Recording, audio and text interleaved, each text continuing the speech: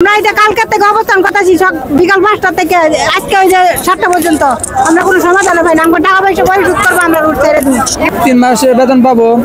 আমাদের বেতনটা তারিখ ছিল 25 তারিখে, টাকা দেয় নাই।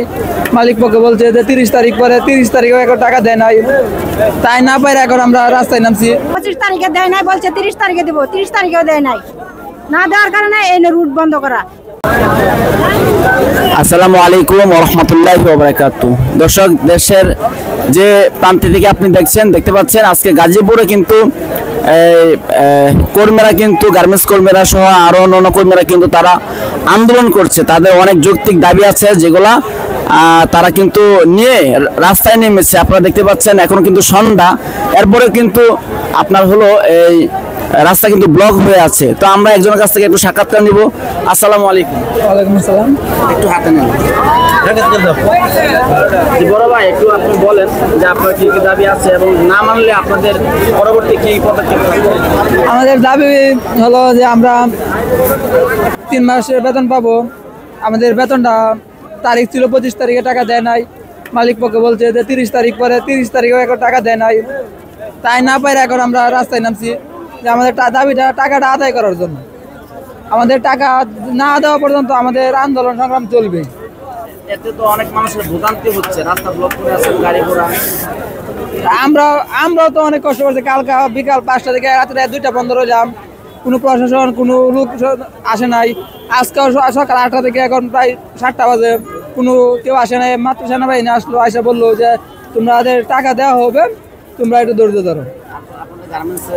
প্রতিষ্ঠানের নামটা একটু বলে দেন। আমাদের গার্মেন্টসের নাম অ্যাপারেল প্লাস লিমিটেড। এখানে বিভিন্ন গার্মেন্টসের নেতা কর্মীরা আছে না, কর্মীরা আছে এখানে? না, শুধু অ্যাপারেলের লোকজন আছে বা আউট বাইরের লোক আছে। আচ্ছা, তো আপনাদের এই আন্দোলনের দাবি যদি কর্তৃপক্ষ মেনে না নেয় সেক্ষেত্রে কি আপনারা এখান থেকে উঠে যাবেন? না, আমাদের দাবি যে পর্যন্ত না মানবে এই পর্যন্ত আমরা রাস্তায় থাকবো।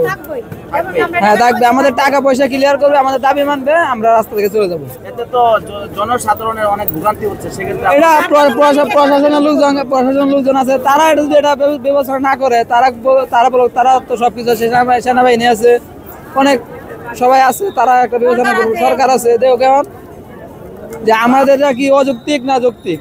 আপনাদের দাবি শুধু একটা, বেতনটা শুধু হ্যাঁ, বেতন আমাদের বকেয়া আছে, পাওনা আছে, রিজাইনের টাকা আছে, প্রায় লোকের বেসিক বেতন আছে।